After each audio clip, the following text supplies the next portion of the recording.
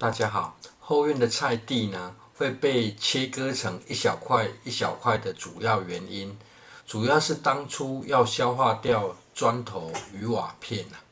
在调整到可以方便取水后呢，才依据蓄水池腾出来的这些小空间又开发了前院后呢，后院也就成了种植尝试与实验的菜地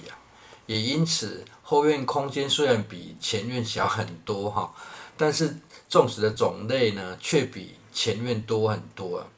光这小区块种植的作物应该就有10来种，种类多数量少，也就成了后院的特色。今天就借由此处呢，来分享2件事第一是作物生长出现停滞的原因与简单改善的方式而这种状况在家庭利用花盆种植更是时常可见第二是储水槽的水源养分与利用方式正式开始前，先将这些防狗棒收拾掉，主要是放风的狗已经绑到了，而眼前这紫微白菜叶片卷曲无法伸展的最可能原因，一个是很常被认定为肥力不足第二个则是土壤发生板结的状况，虽然有在浇水，但是通常浇水只能获得很短时间的改善而简单将土壤翻松就可以打破紧密缺氧的土壤结构，这在天气比较热的时期更为常见而这种植小白菜的小菜地，空间小之外，一旁还有长的石板卡住，比想象中封闭植株比较小的叶菜类种植的又比较密集适度做松土就会有很大的改善。只要像是要深深的挖起它，却又原地摆放回去这样简易的土壤翻动就可以让土壤透气不少。另外，这福山莴苣在中部已经不会有徒长的现象了。莴苣类作物因为没有虫害，顶多幼苗时蝸牛或是鸟会飞来啃食只要度过前期，就几乎没有虫害的问题。算是比较容易种植的菜但若是遇到连续降雨时却容易出现很大的伤害尤其是种植在湿黏的土壤上这时候就要找机会翻松土壤，不然很容易前几天明明都长得很漂亮，一天却突然出现败根枯萎掉。这种如果事先知道准备得松土，让土壤透气就可以避免掉败根坏死的状况而这种状况在出现感觉生长停滞的时候进行松土通常也能获得改善另外，如果想后期轻松一点，那前期直接立垄种植也是一种办法，只是这样的种植方式会比较麻烦，也占空间而现在这位置的4颗大番茄，在台风前虽然被吹倒了，没有将它扶正的原因是因为番茄的茎接触到地面时还会长出更多的根就顺其自然试试压茎的种法。由于植株会长得比较高，为了更通风，间距就拉得比较开，也方便整理与采收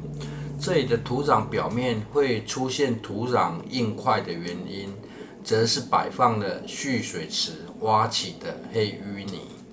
直接在这半封闭的空间处理土壤。由于这种黑淤泥非常肥沃但是遇到日照曝晒时会变得非常硬，得进行敲碎。另外，淤泥中会有不同种类的草籽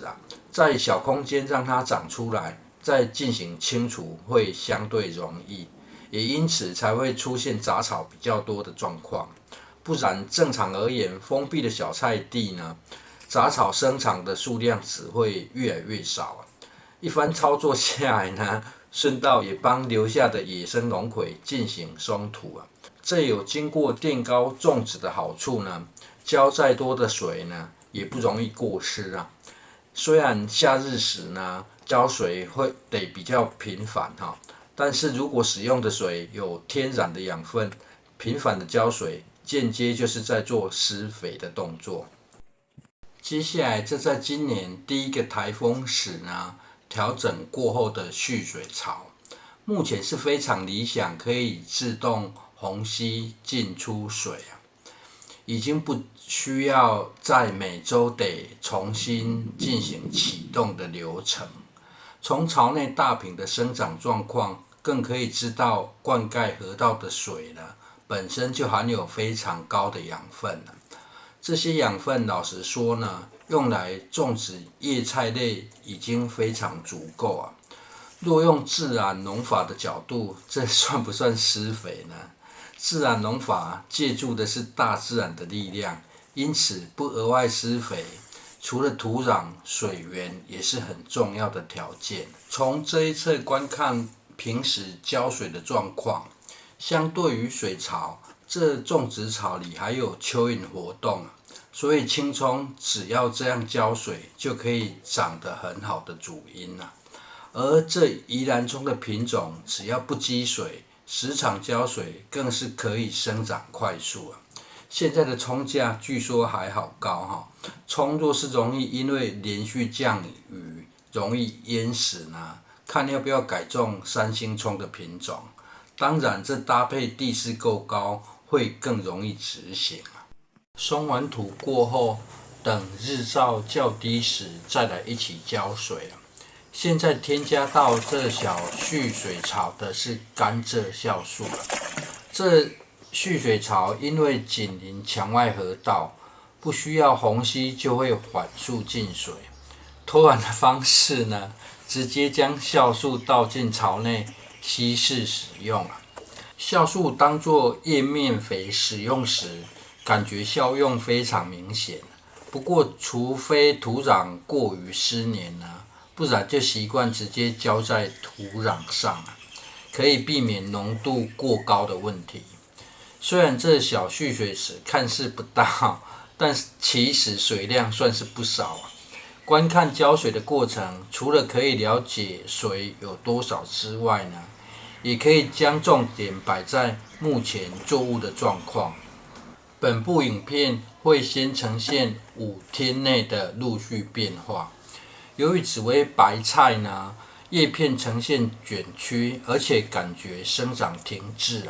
是最需要提供帮助的作物，也就双管齐下，顺道的将这附近的种植空间微调一下。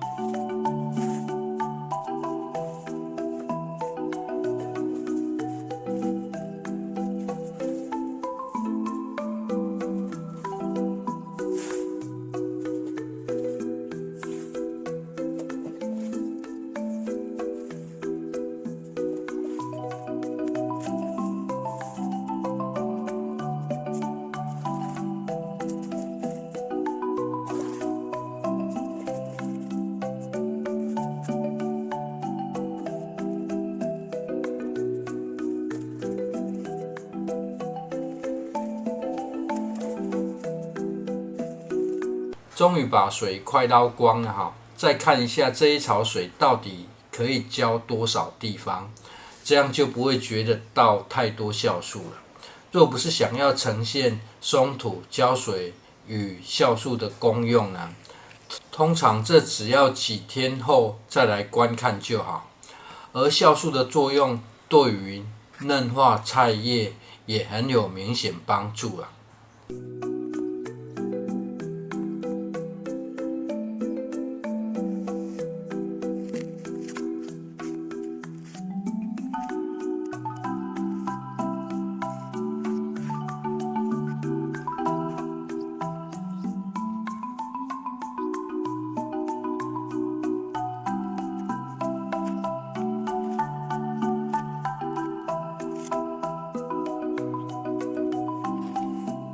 这不是回顾影片啊，而是水又自动填满了。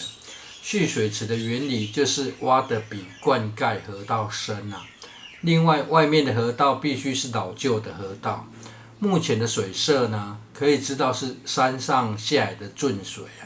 若是地下水时呢，就会非常清澈。一天后，整天都是低日照的阴天啊，土壤还有湿度，因为是垫高种植勤劳一点，要再浇水也是可以啊。不过只是过来拍一下变化，省事就好。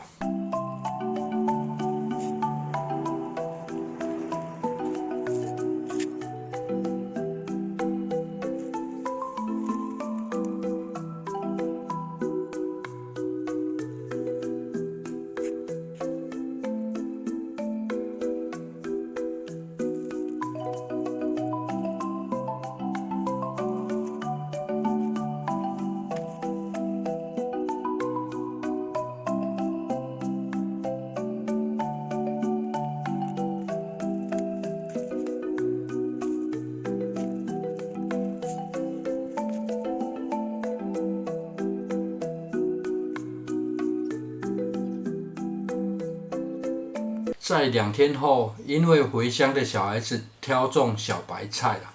只好先把土小白菜也当作是蔬苗，重点就摆在紫薇小白菜的变化就好。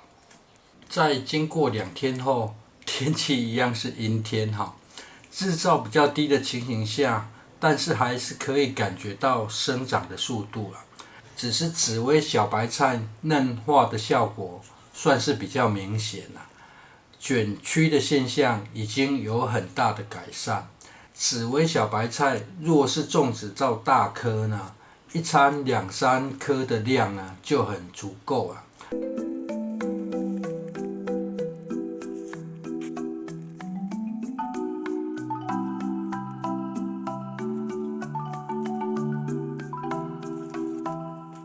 而自然压茎的大番茄底部开始长出新根了。由于番茄是可以扦插的作物了，这如果使用直接压下侧茎进行繁殖会更快。有兴趣就可以试试看。谢谢收看。